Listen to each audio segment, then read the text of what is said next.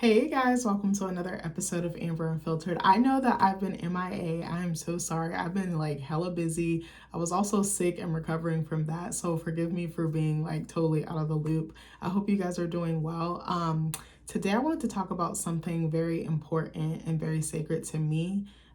This is something that I've always I don't want to say been intrigued by, but I guess maybe I could say that. I've always been curious about it. I always have known about it. I've known about it for a really long time, and I've always kept it at the back of my mind, but I always knew that this was something I wanted to utilize when I started expanding my family and when I decided to become a mother.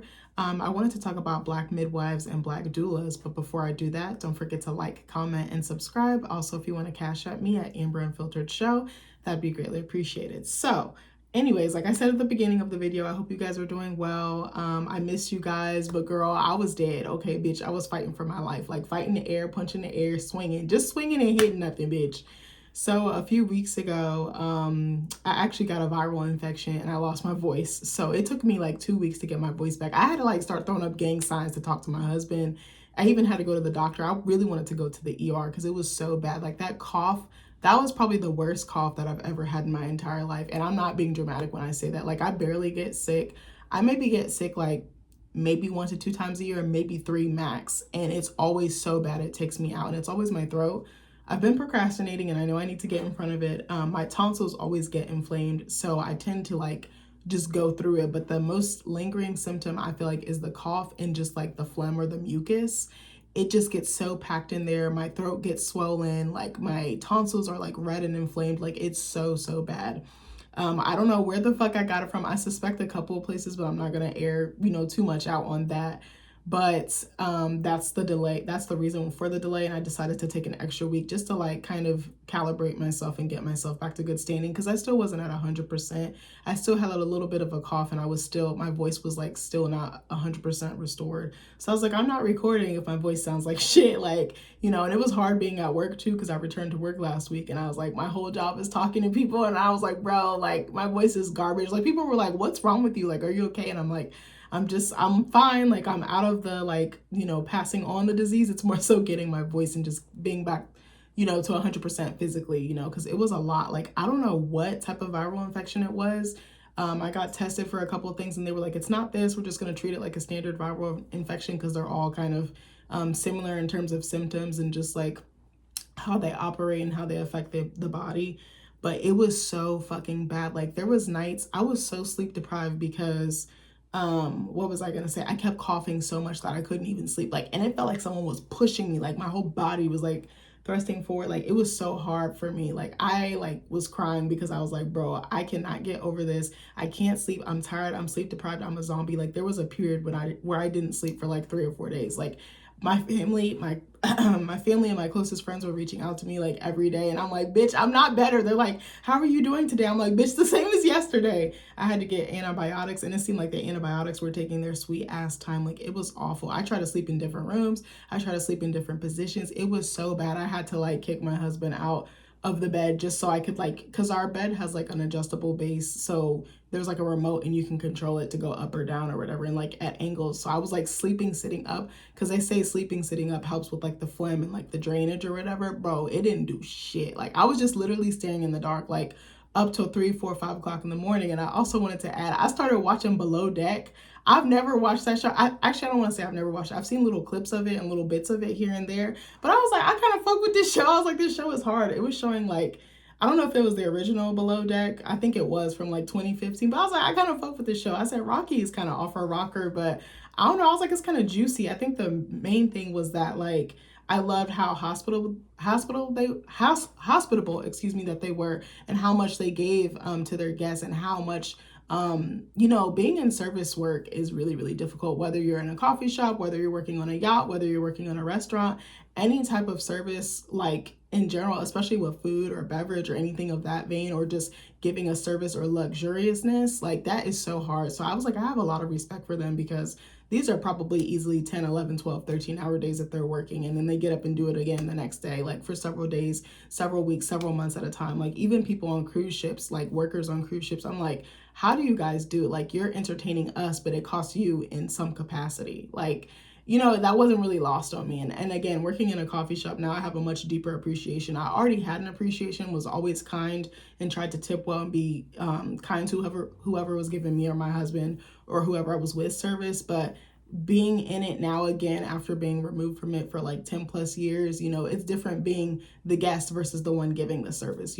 So I don't know, Below Deck helped me out when I was like sleep deprived. So I wanted to give them a shout out. But anyways, so I want to set up a little bit of a backstory for why I'm talking about this. One, it's important to me. Two, I'm a stand for my people. I'm a stand for those who came before me. But three, because of something that recently happened, not in a bad way, but I'm just gonna set the scene for you. So also, this past fucking week was so busy that I didn't have time to shoot videos. So I was like, bro, I'm gonna do it next week. I was like, I'm gonna do it top of the week and I'm gonna upload, I'm gonna get my ass in gear and I'm gonna give you guys the content that I owe y'all. So anyways, thank you for being patient and rocking with me. So this past weekend, we went to, I'm not gonna say where, but you could probably guess based on some of the things I've said in other videos. But I saw an ad on Facebook. Yes, I'm in my auntie era. I mostly rely on Facebook for stuff, for like events and just keeping in touch with people and promoting my art. I also use Instagram, but I feel like I more so look on there than I post. I've started posting a little bit more and trying to get more into it. Sorry, this is annoying me. I don't know why I didn't fix that before I got on camera. But anyway, I just see like a little dot and I'm just like fixated on it. But I saw this event for an opening of a business and I was like, oh my gosh, this is something that I want to go to. I was like, I want to get more information. I'm like curious. I want to see what my options are. As a woman who wants to have children in the future, I just want to get as much information as I can. I love research. I love figuring things out. Even if I don't use the information right away, I'll keep it in my chamber or like my back pocket and just it'll come out when it's supposed to. I'm very intentional about that, but I also try to read and just get information where I can. So I saw this ad for a midwifery opening relatively near us. So I was like, oh, I definitely want to go to that. And for those of you who don't know, I'm actually going to tell you what it is. I feel like it's pretty self-explanatory, but I'm going to explain it anyway, just so that we're all on the same page. So midwifery is a healthcare profession that focuses on providing comprehensive care to women throughout their reproductive lifespan, including pregnancy, childbirth, and postpartum recovery. So they can help with different things. There's so many things that they can do. So they can offer prenatal care, so they can monitor the health of the mother and baby, providing education and performing screenings. They can also assist with labor and delivery, whether it's natural childbirth. They can also help with water births. I believe, actually, I'm not sure if they can help with hospital births.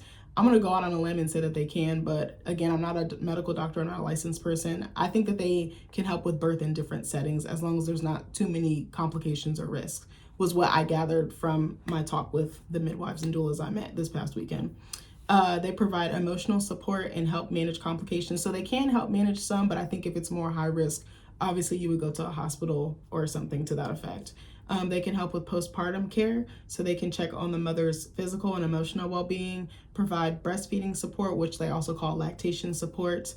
They can teach newborn care, like just, examining the baby, providing vaccinations and monitoring growth and development. And they can also help with women's overall reproductive health, so providing gynecological, I don't know why I said that so wrong. I'm sorry. Providing exams, contraception, counseling, screening for STIs and things like that. Also, I feel like there's a misconception that I wanted to add. I actually learned this over the weekend, which I didn't know before. For education and certification, midwives typically hold a bachelor's or master's degree in midwifery science or a related field. They must also be certified by a recognized organization such as the ACNM, which I actually heard them talk about over the weekend. It's the American Midwifery Certification Board, or the North American Registry of Midwives, NARM. Midwives can practice in various settings, including hospitals, birth centers, home births, and private practices. The benefits of midwifery care are a more personalized and holistic care, which centers or focuses on the woman's experience, and that's what kind of drew me to it, but also the ancestral and like the ancient aspect of it, or the spiritual aspect of it. There's also, empowerment and support provided during your pregnancy or your childbirth, or even well after. There's reduced medical interventions when appropriate, and you can also get early postpartum care and breastfeeding support. It does have a note here that says it's important to note that midwifery is not a substitute for medical care. Women with high-risk pregnancies or other medical conditions may need to consult with an obstetrician in addition to a midwife. So you can also combine care, because I asked them that as well. I was like, do some people use like hospital or traditional medical settings and a midwife? And that's actually pretty common. I don't know like what the percentage or the stats are on that, but I know that is a thing, because I was like, what if I was to do that? I was just asking for myself and just in general for my, knowledge. So I saw an opening for a midwifery and I was like, oh my gosh, I want to go. And they were like, we're going to have like little sweepstakes. We're going to have like little raffle bags. We're going to have food. And I was like, okay, I really, really want to support it. And I was like, I've always been curious about it. I don't remember what age or when or where, but I remember reading about midwives and doulas. And I was always attracted to the idea. I think I was more so attracted to a doula, but either or, you can use either or, you can use both. Your birthing team can look how you want it to look. Whatever you're comfortable with and whatever you're seeking during that time, you can choose. That's what I love about it. I feel like it's more autonomous. Not to say that it takes the place of traditional medicine, but for me, someone who's more spiritual and holistic leaning, I really like this idea. So I was like, okay, I'm gonna go. I was like, I'm gonna drag my husband along so he can get some info,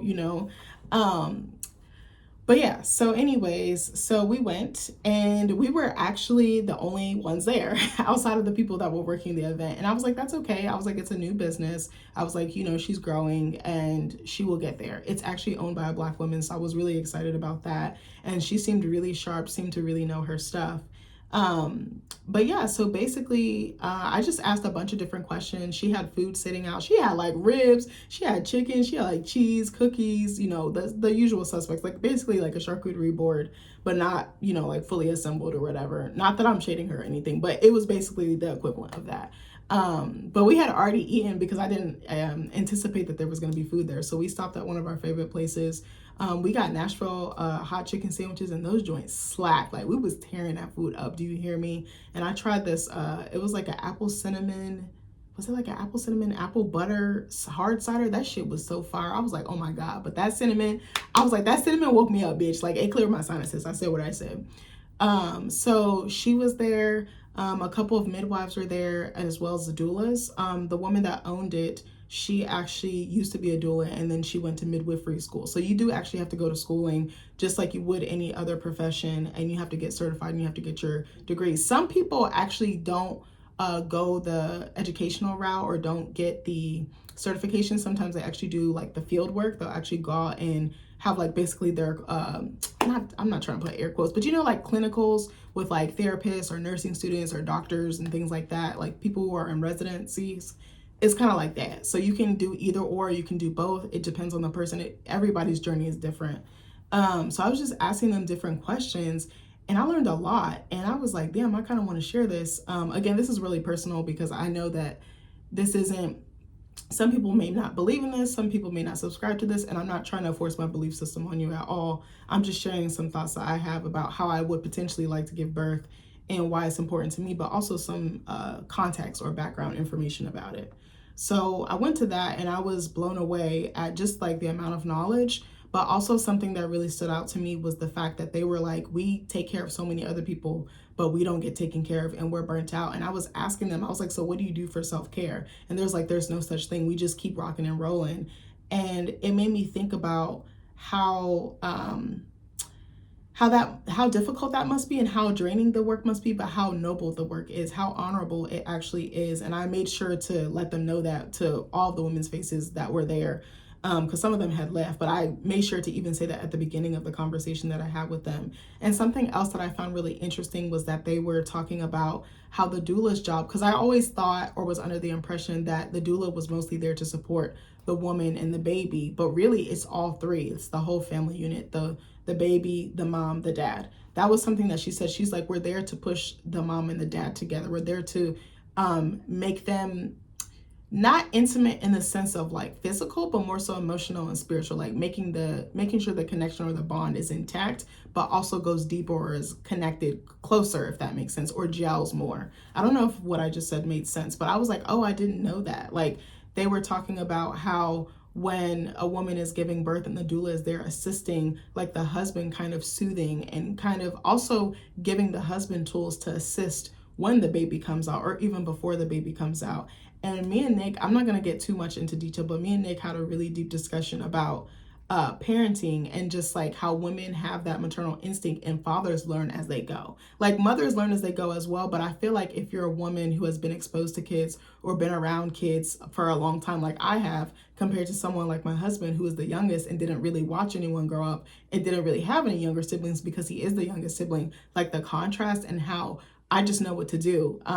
Like when we're watching our nieces and nephews, even though those aren't our kids, we're in some way parenting them and facilitating or assisting with their growth and their development. Like if my nephew starts crying at the top of his lungs, I just pick him up and I'm like, how can I get this baby de-stressed? How can I get him unstressed? And my husband freezes. He's like a deer in headlights. He doesn't know what to do. He's like, how do you, like, he just panics, I think. And it's not a bad thing, but it's like, why would I expect him to know what to do if he hasn't grown up doing this? I've been doing this for 20 plus years. It's not new to me to be around kids. It's not new to me to take care of a baby. It's not new to me to change a diaper or to soothe a baby that's crying or to soothe a baby that's upset. I just start pointing out different tricks and I'm like, okay, if I was a baby, like if we think about it, a baby cannot do for itself. They're crying because something is wrong. They're crying because they want something from you, whether it's an emotional connection, whether it's a physical connection, whether it's a combination of the two, whether they're hungry, whether they want, their diaper changed, whether they want to play. Like there's so many different things, but I'm like, if their basic needs are met, I feel like you'll be okay. But I'm like,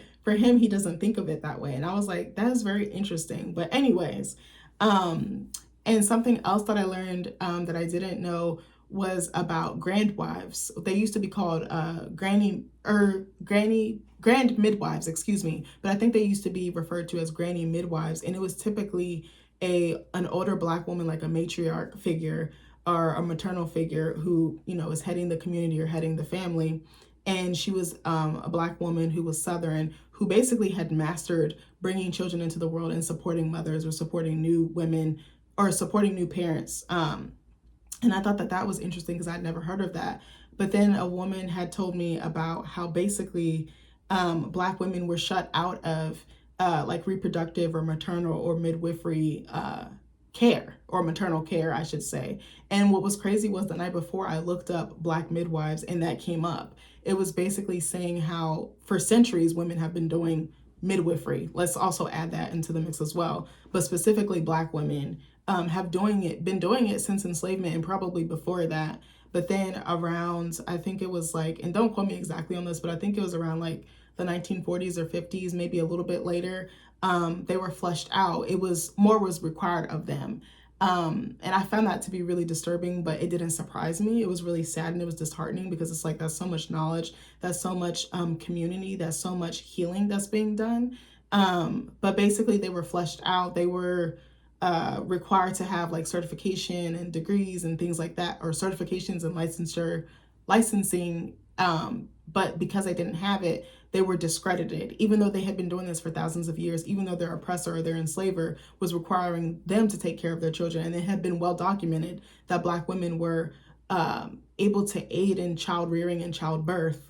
It was kind of taken away from them, and then white women dominated it. So it was almost like there was a loss. There was like an erasure. That's what I really wanted to touch on. So a woman there that I had met, I believe she was a doula, was telling me that a lot of BIPOC women are coming back into the fold. A lot of Black women, a lot of Indigenous women, a lot of other women of color are returning to the field now. And I thought that was really interesting. And it was like, what was erased is now being restored and it's being rectified. And I love seeing that more women are returning to this type of work. It's very important work. Birth work is very important work. I also love the fact that I see more Black women or women of color returning to using midwives and doulas, because it was already, women in our bloodline were doing this and then it got taken away. And now it's kind of, again, like I said, being restored and being brought back full circle. I think that's what I want to touch on. And I read another article, I can't remember where it was from, but I read another article about more Black women using midwives and doulas and using like birthing centers and going holistic routes because they're not being well treated in the traditional medical settings or by traditional medical providers. And even me, even though I'm not pregnant at this exact moment, I'm kind of going through something health-wise and I'm seeing it as well. And I've been on my provider's ass. I've been on their ass. I be calling every week. I'd be like, this don't work for me. You need to change this. You need to change this. Like I actually had an incident. I'm not going to say too many specifics. God, I can't talk.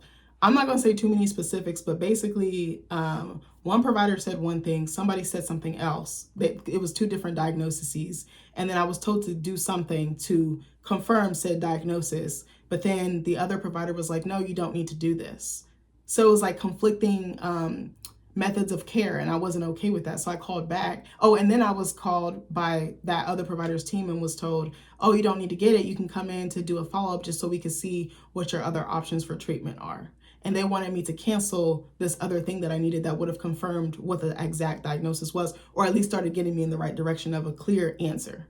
And I was like, no, bitch, I'm not just going to cancel the appointment just because you said. But I think with doctors and anybody in a position of power or authority, especially in terms of service or care like that, we're just expected to just go with it and just take it. And I was like, I'm about to start challenging you. Like, me and my boss have talked about this a lot recently. Like, why don't we challenge the things that are normal in our society? Because I was like, I could do that, but I was like, something doesn't feel right. I was like, why is my original doctor saying one thing and then the other one is saying something else? I was like, that doesn't make sense to me. And I had never spoken to or seen this other doctor that was supposed to be doing this thing that was supposed to give me the diagnosis, but then told me I didn't need it.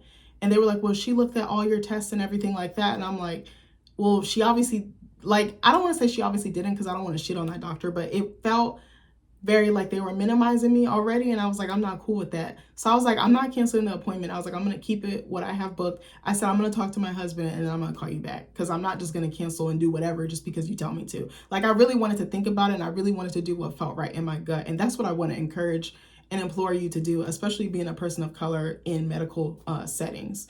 Because a lot of the time you don't really get Black doctors. They're like a needle in a haystack. And when you do, sometimes they might be, you know, in that same frame of mind. They, you know, it's systemic. So they're not, you know, it's not like they're trying to gaslight or diminish you, but it might be what they learned. It might be what they're in close proximity to. And I'm not saying this about all Black doctors. There are some good Black doctors out there. There are some good doctors of color and doctors who aren't of color out there.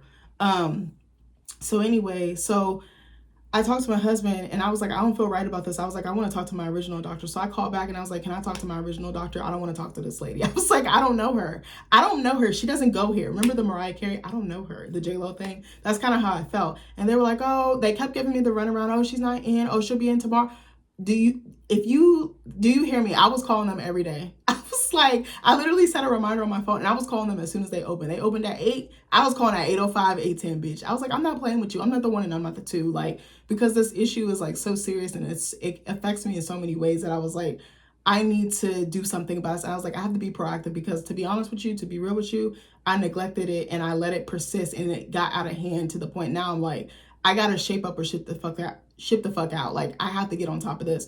And I've been on top of this, booking my appointments, on their ass about everything, taking my medicine, everything. Like, I'm on it, doing my research on my own. Like, I be on it. So finally I got a hold of my original doctor, and then her tone was a little bit different and it kind of threw me off. But basically it was, what I was interpreting was that she couldn't handle it, or she didn't have the experience or the skill set to handle it. So that's why she referred me to this other doctor. And I was like, so what do you want me to do? Do you want me to keep the appointment for the test or the thing that you wanted me to do? Or do you want me to just make this follow-up or like consultation type appointment with this other doctor and see what's tea? And she was basically like, it's up to you. And I was just like, but you told me to do this. Now you're telling me to do this. And like, I just kept getting the runaround. But again, I stayed on their ass and I was like, I'm just going to keep the other appointment and then I'm going to book a separate appointment to talk to this other doctor, get the vibe and see if it's a good fit. And if it's not, whatever. So I go see this other doctor. They literally had one slot. If not, I wasn't going to be able to see her for 2 months. And I was like, yeah, go ahead and book me for tomorrow. And it was right before I had to go to work. But I was like, this is important to me. Like, I'm not fucking playing with y'all. So then we go in there. She helps me with one part of the, you know, my treatment or whatever. But then the other part I felt like gaslit and dismissed. So I told her, I was like, well, I'm still going to do the test that my other doctor asked for. And then I didn't feel right. Like, I just felt like she was minimizing me and acting as if my pain or what the issue wasn't as bad as it was. And then she was calling it one thing, even though it was something else. And I had been very clear with her, like, it's this, this, and this. Like, I'm very clear. When I go into my appointments now, I have notes on my phone. I tell them all my symptoms. I know I can answer any and every question. Like, I'm telling you, like, it's different this time because, like, Before I wasn't like that. I wasn't moving like that. I really didn't care about my health. I neglected my health. I'm gonna be real with you. A lot of Black people tend to do this. We get a diagnosis, we get medical news that can literally devastate us and devastate our bodies, and we just ignore it. And that's what the fuck I did for like 4 or 5 years. And then I was like, I can't do this anymore because it's just gotten so bad that I was like, bro, if I don't do something, it's gonna affect me for the rest of my life. So I better either get in front of it now or be asked out later. And I was like, I'm getting in front of it now for 200, Alex. So I go to that appointment. She's doing all the things. So I was like, you know what? I thought about it and I had a follow-up appointment with her. Then I called back. I said, no, this doctor dismissed me. Get me to someone else. So I changed all my appointments to a different provider. And then I called a second place and was like, I'm going to get a second opinion. And I want to see if I can find someone who specialized in it. And I did. And I was like, all right, bet. So I have an appointment in like a month to go see this other place. And I was like, I'm not fucking playing with y'all. But anyway, I forgot where I was going with that. I just wanted to say that, yeah, I think I was talking about Black women kind of taking matters into their own hands, especially when it comes to like their medical health and their reproductive health. And I kind of feel like I'm doing that as well, even though it doesn't exactly correlate with this. But I've always liked the concept of a doula because it felt very ancestral, it felt very, very spiritual, and it felt very like intentional. I think. But the biggest thing for me, I want to bring my baby into a very sacred, safe space, but I also want to bring them in with intention. I want to bring them in with thought. Like I would really have a baby tomorrow if you let me, but I was like, there's still some stuff I want to do. And I was like, I want to make sure I've really thought about this and really can commit to this, because once they're here, like I can't send them back into my, you know what? So it's just like, I don't know, but I think having a doula is very intentional because you're taking care of yourself, and in taking care of yourself, you're taking care of your baby, and you're taking care of your future family that you're creating. I don't know if that made sense, but so I looked up, I looked up Black midwives and doulas, and there's an article from the National Museum of African American History and Culture, and if you don't know, it's in DC. So let me read you this. I'll read some of it. I might skip around a little bit, but the article is titled "The Historical Significance of Doulas and Midwives." Okay. And there's this beautiful Black woman. She's taking care of her baby while this woman has just given birth. I love this picture. It has like a very like vintage, like just spiritual quality to it, I think, that I really like. So it says in 2019, 98.6% of women in the United States gave birth to children in hospitals, according to the CDC.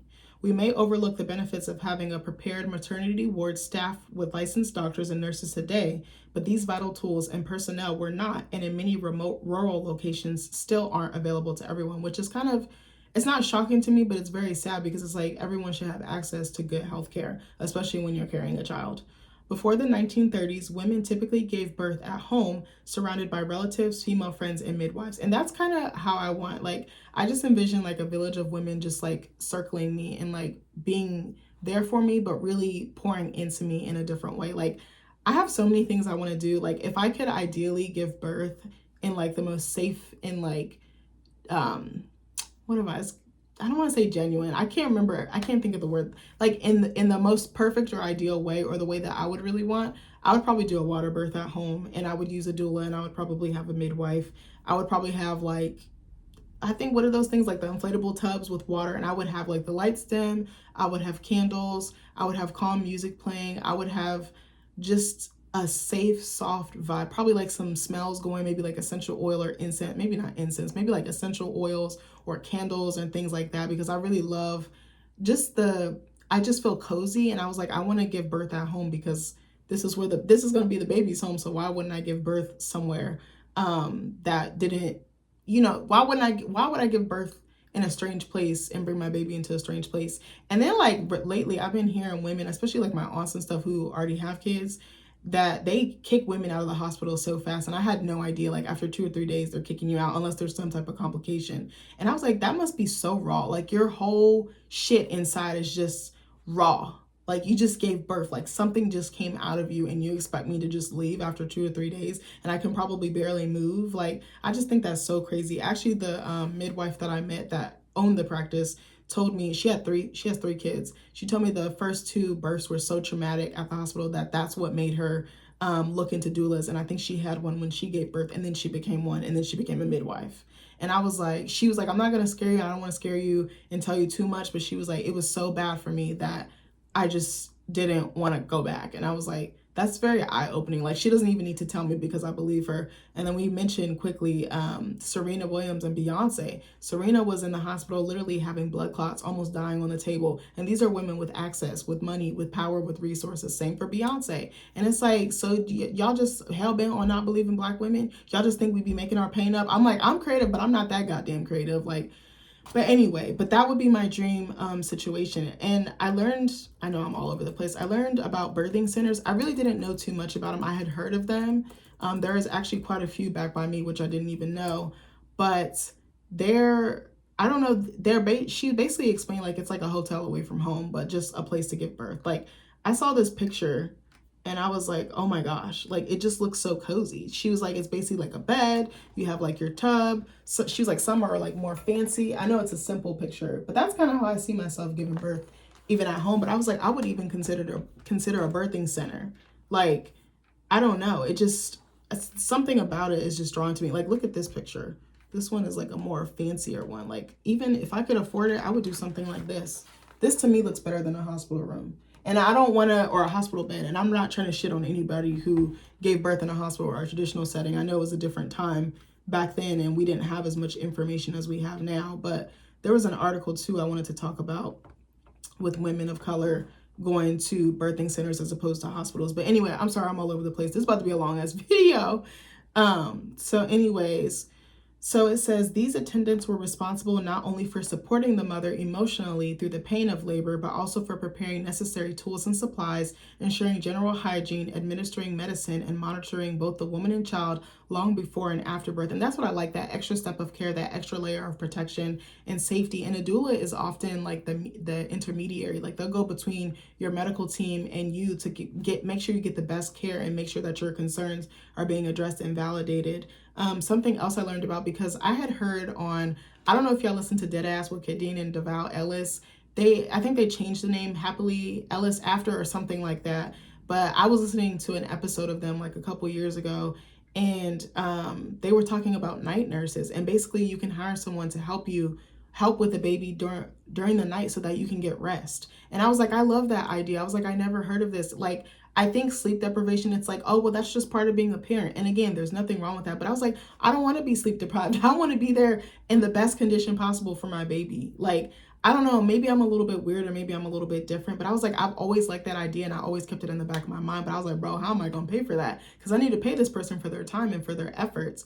But I was talking with one of the doulas and she was like, they also have a postpartum doula who can basically do the same thing. Sometimes they can help cook light meals. They can help with like simple things like laundry. I was like, I want to do it so differently. Like, I always knew that I wanted to give birth and be a mom differently than what I've seen in my family tree. Like, I'm not trying to shit on anybody in my family tree or my bloodline, but I just kind of knew I wanted to take a different approach, but I also wanted to return to like the ancestral or like the sacred practices. I don't know what it is. It just always has I've always been drawn to it. I've always been attracted to it.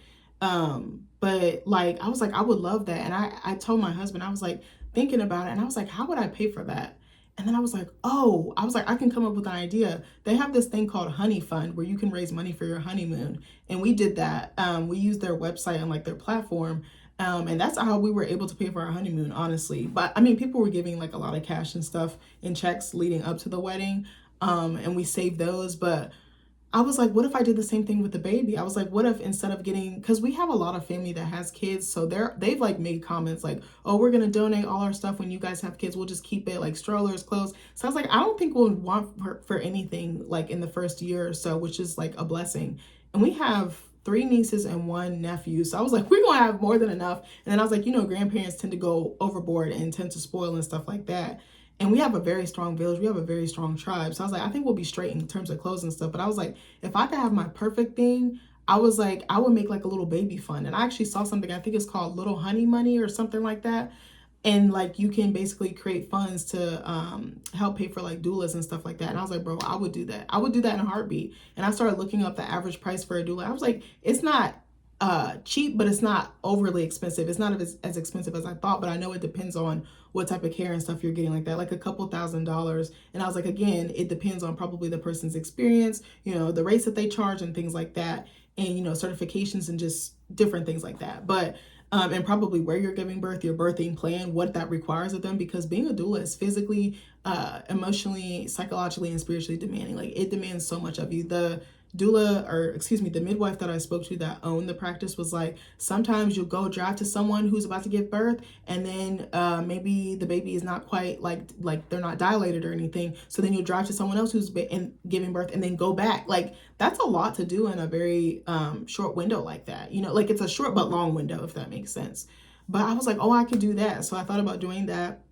And then I think I heard of something, but I don't know what the term was, where like women will ask for like meals to be made, laundry and stuff to be done, almost like a baby shower, but slightly different. Instead of gifts, it's like the practical things like meals, laundry, a clean house. I was like, I would want those two things. I was like, if I had just pushed a whole human out of my vagina, I'm just gonna say it, like, or my stomach, I would want my house to be clean and I would want to be fed. I would not want to have to worry about anything except locking in with the baby. Even bottles made, you know, things prepped and laid out. So all I have to do is get up. And maybe that's a little bit, I don't want to say privileged, but you know, maybe that's a little bit delusional. But I was like, I would really want that. Like, I would really want to be set up for success, but in a different way. But I saw that some women have started doing that. And I was like, I actually fuck with that idea. But anyway, it kind of ties into this.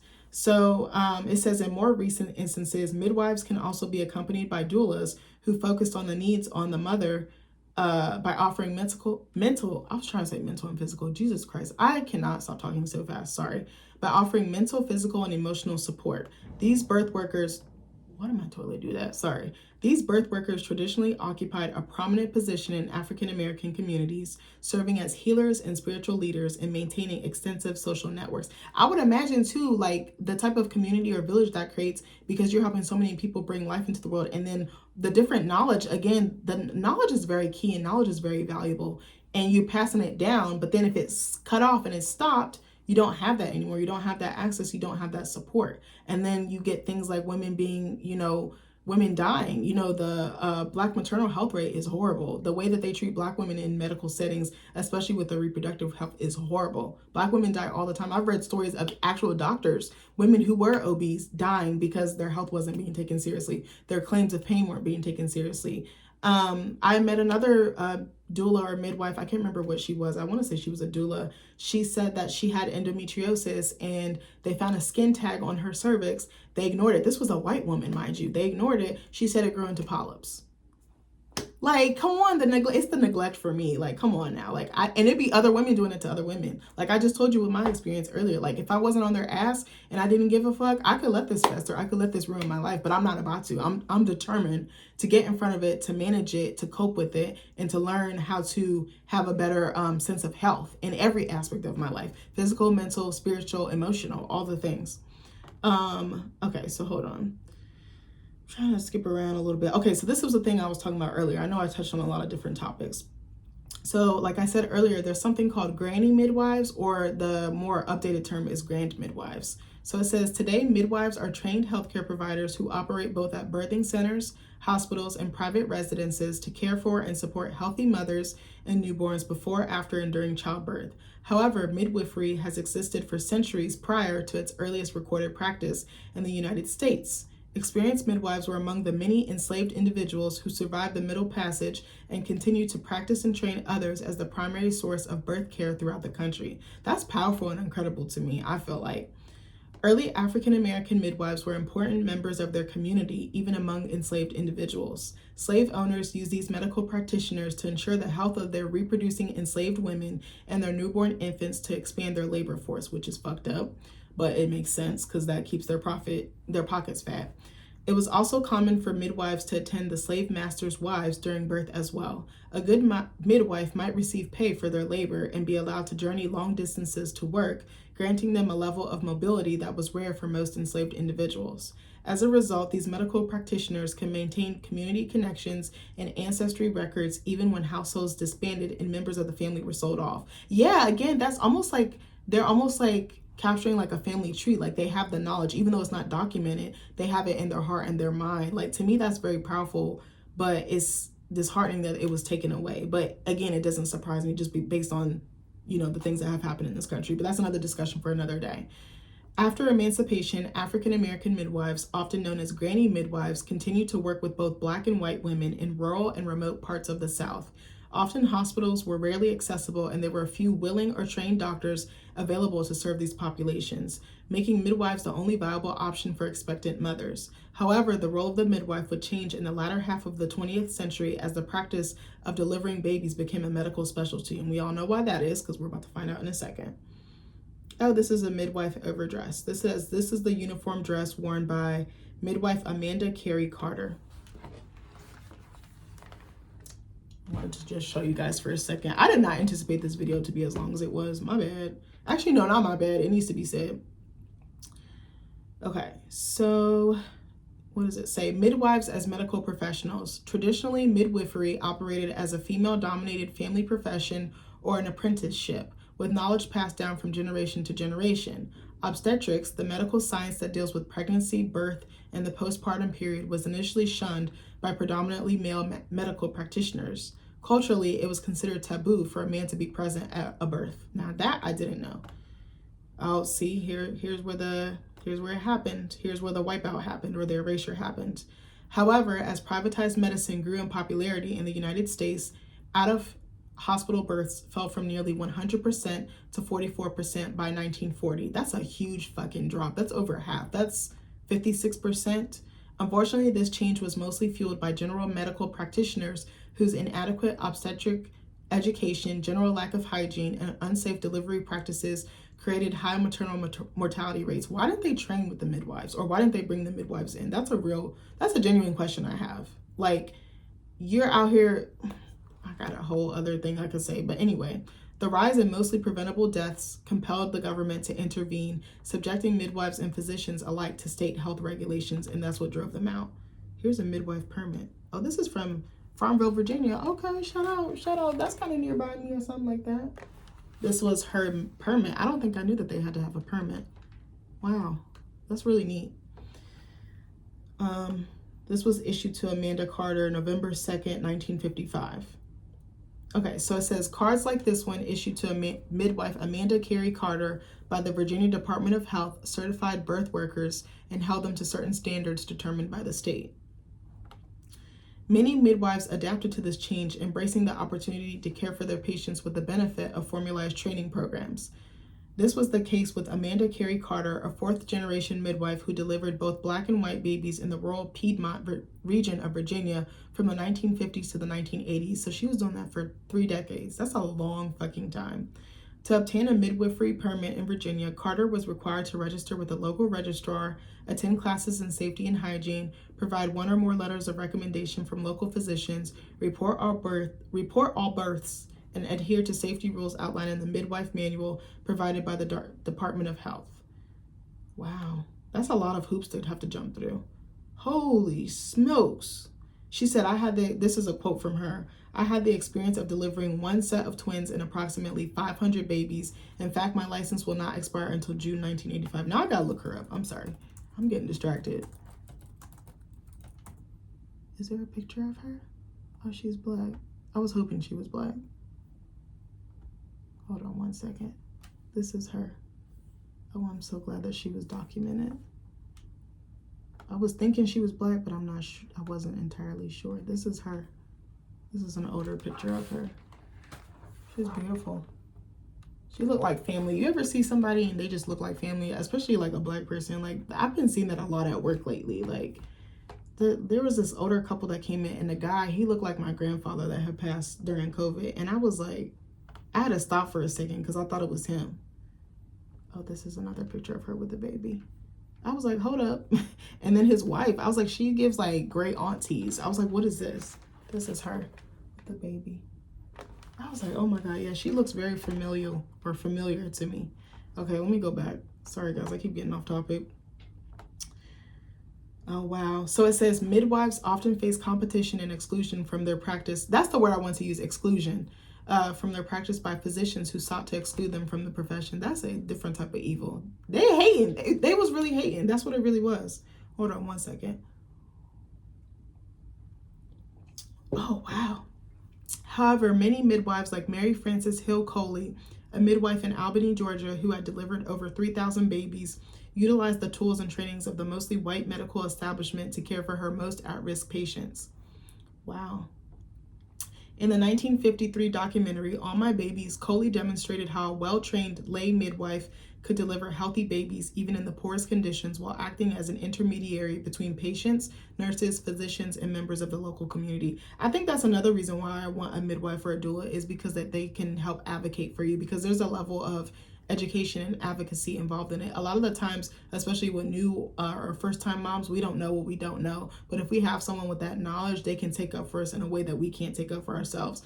And it's like we can do our independent research, but someone who actually has helped a woman bring life into this world multiple times and probably has done it herself and probably used the doula herself might have a different level of wisdom than I would have for someone who's never used one. Here's a picture of some Black midwives and doulas. I think that might be Black midwives. I love this. Not me giving y'all a little history lesson. Okay. Oh, wow. So it says doulas. Increased regulation in medical advances, including the use of antibiotics, oxytocin, and safe blood transfusions, helped decrease the maternal mortality rate by 71% from 1939 to 1948. However, the move to hospital births also accompanied a shifting perspective from a natural, if risky, event to an illness. Medical professionals began to rely heavily on intervention methods, including cesarean deliveries, induction, epidural, artificially rupturing membranes, and the episiotomy that may not have been medically necessary in otherwise low-risk pregnancies. So it's like you're tampering with biology, bro. In response to fears stoked by the home birth movement of the 1970s and the need for dedicated emotional support, many expectant mothers turned to doulas, leading to their popularization in the 1980s. Women began to invite dedicated female friends, their childbirth instructors, or obstetrical, I don't know if I said that right, nurses, to help them during labor. In 1992, the nonprofit organization's DONA, Doulas of North America, was founded and became the first organization to train and certify doulas. But I also want to add this part too. A doula is not considered a healthcare professional and cannot provide medical care or advice, but acts mainly as a coach and companion. In contrast to medically trained birthing staff who may by necessity split their attention between multiple patients, doulas provide constant communication and encouragement during labor, which I feel like is needed. This focused attention can often empower expectant mothers to increase their self-efficacy, and result in more satisfying experiences during labor, birth, and postpartum. According to the CDC, doula-assisted mothers were 4 times less likely to have a low birth weight baby, 2 times less likely to experience a birth complication involving themselves or their baby, and significantly more likely to initiate breastfeeding. Those are some really powerful perks. Oh, I love this picture. This is a woman named Martha Butler Sapp laying with her newborn baby in 1953. Oh, so beautiful. That's how I'm trying to be with my baby, okay? Sorry, I'm trying to see how much. Why do I keep saying sorry? Nick told me to stop doing that. Okay, so modern birth workers. Today, the landscape of medicine for expectant mothers is very different from decades past. Increased access to medical care in the last century has made it easier to have a hospital birth surrounded by medical professionals, which could reduce the necessity of a midwife or doula. According to the CDC in 2019, 9.8% of births in the United States were performed with the help of a certified nurse midwife. However, many women still continue to seek out the help of a registered midwife or doula, regardless of the location of their planned birth. I love that. In the United States, Black women are 3 times more likely to die from a pregnancy-related cause than white women. These disparities are often due to variation in quality healthcare, agreed, I'm living that right now, underlying chronic conditions, also living that right now, structural racism, also living that right now, and implicit bias. See, I said this earlier. Such was the case with professional tennis player Serena Williams, who nearly died the day after giving birth to her daughters when hospital staff dismissed her concerns that she was suffering from a pulmonary embolism. So her baby might not have had a mother. That shit pissed me off so bad. Okay, so I wanted to read that, but then I also found this article on CNN I read yesterday. Oh, she's beautiful. Hold on. There's this Black woman. She was a birth center patient. Her name is Vernette Kuntz. Sits for a portrait at the birth center in Atlanta. She's beautiful. Okay, their website is kind of ghetto, so I'm gonna just show you her face. If I try to scroll down, hold on. You can kind of see the rest of her. See, I don't know why it's like cutting it off. And then you see her cute belly. Okay, so I wanted to read this too because I actually found this really interesting, and it kind of has to go hand in hand with what I was going to say. So it says, as the nation battles a maternal health crisis, more women of color are choosing birth centers over hospitals. Again, I'm not a qualified or licensed medical professional. I'm just sharing some thoughts. So this is by Nikhil Terry Ellis, and the photographs were by Alyssa Pointer. This was published on December 9th, 2023. So this woman, Burnett Counts, had given birth to 4 children in hospitals, including a set of surrogate twins, before deciding she was ready for a different experience. And I think that's what a lot of women, that's the conclusion a lot of women are coming to. Not all, but a lot. Counts said while her previous deliveries had all been healthy and smooth, she felt her hospital and medical office visits were rushed, routine, and impersonal. That's how I always feel too. Now they're getting better because I think I have more wisdom and I have more advocacy and I'm on top of my health more. But if I wasn't, I feel like it would be like this. This is a good quote she said, or a good epiphany I think that she came to. She said, when you're in this medical model, you kind of feel shuffled around, told what to do. You have all these assessments and ultrasounds. It feels more so transactional and less intimate. And what I've seen with like birthing centers and midwiferys is that the appointments are more personable. They're also extended and they give you as much time as possible. They're not just treating you as a number, but they're treating you as a whole person, which I really like that idea as well. So in 2021, when Counts found out she was pregnant with her 5th child, she decided to have the baby at the Atlanta Birth Center. The facility, she said, provided the holistic, personal, and intimate care she had longed for as a mother, and she had a water birth to deliver her son, Hudson. Counts said she valued the experience so much she's preparing to deliver her 6th baby at the same birth center in January. She said, it's more than just treating a mom that's pregnant. She said it's like there is space for all parts of her. It creates a level of intimacy that you're not really getting from a traditional medical office. And that's, I think, the biggest reason why I think either I would do a birthing center or I would do my house. I think I'm more attracted to the birthing center, actually. This was a bigger version of that picture I tried to show you earlier. And a better picture. It just looks like, like someone's little apartment or something. I love that. It looks calm. It looks cozy. Also, I think the reason I want to do water birth is because I feel like water is very healing, but it's also very calming. So it says, Counts is among a small but growing number of women of color who are choosing birth centers over traditional medical facilities for prenatal, childbirth, and postpartum care.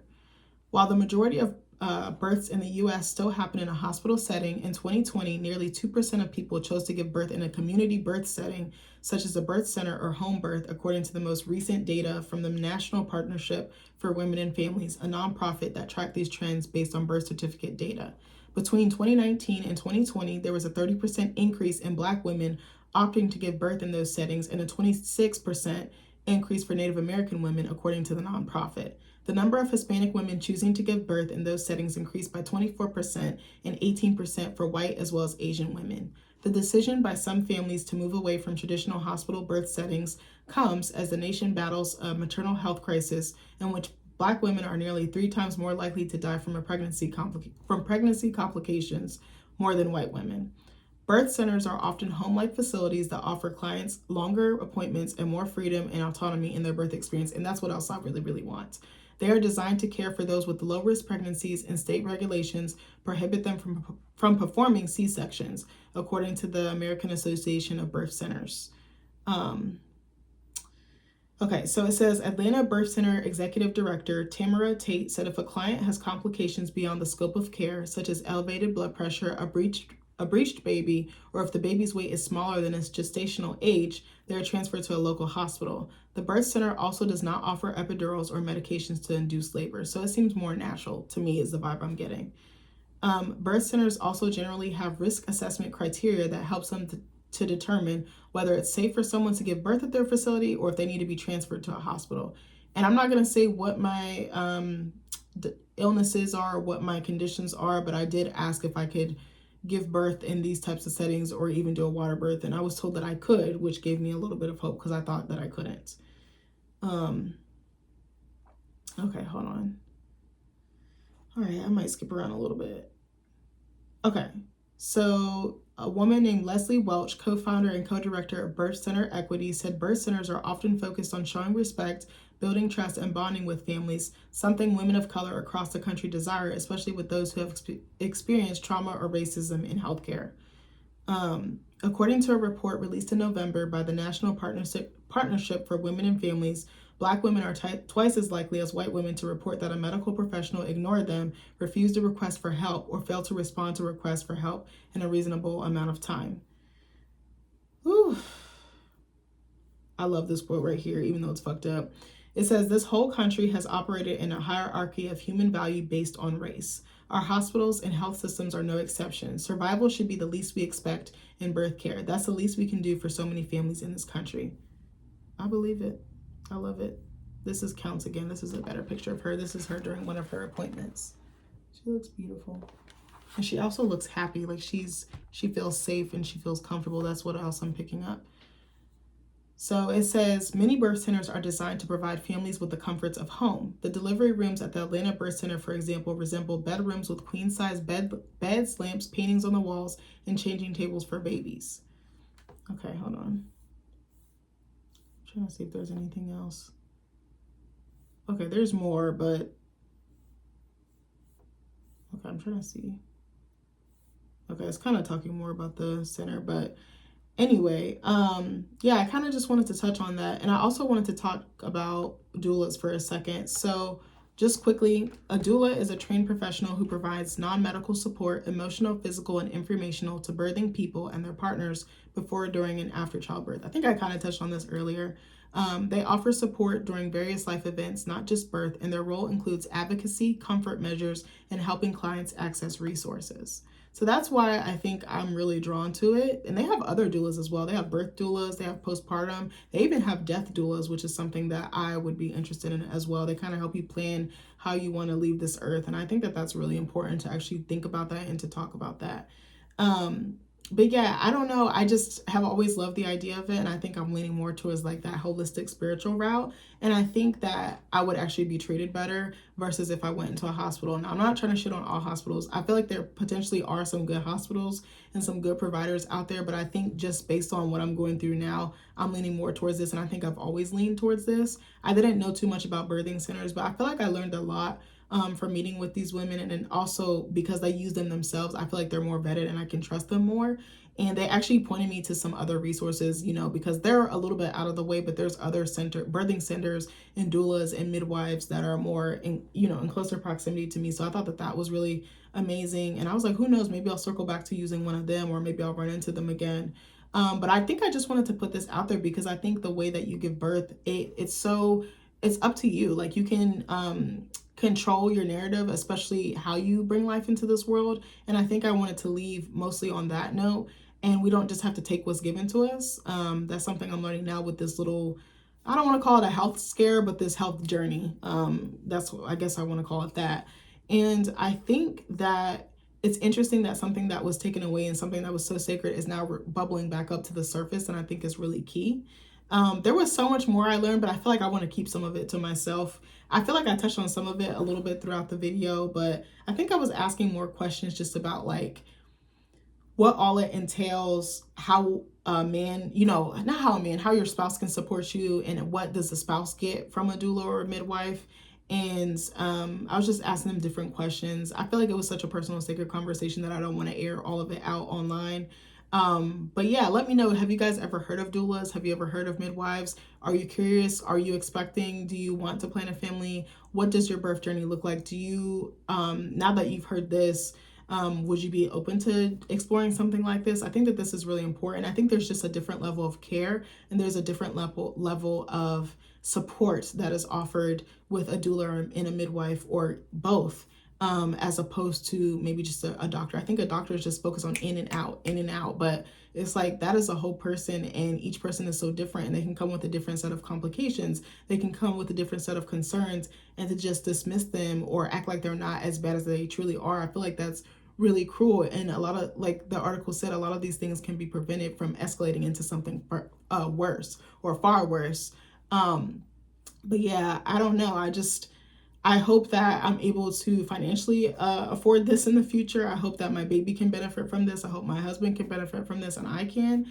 And I would love to see what my birth journey looks like in the future. I'm really excited. I really, really want to be a mom, like I've told you guys. I'm trying to wait a little bit longer. I don't think it'll be super, super long, but I'm not going to you know, give you too much on the timeline that I've discussed with my husband because I feel like that's private. But yeah, let me know what you think about doulas. Let me know what you think about midwives. Do you think it's right on time that it's like a resurgence or a boom is coming back? I definitely do. But anyways, I hope this video was insightful. I feel like I jumped around so many places. I was just trying to get it all out, but it felt like it came out really fast. Hopefully, you know, you take away something from this video. I love you guys, and I'll see you in the next one. Bye.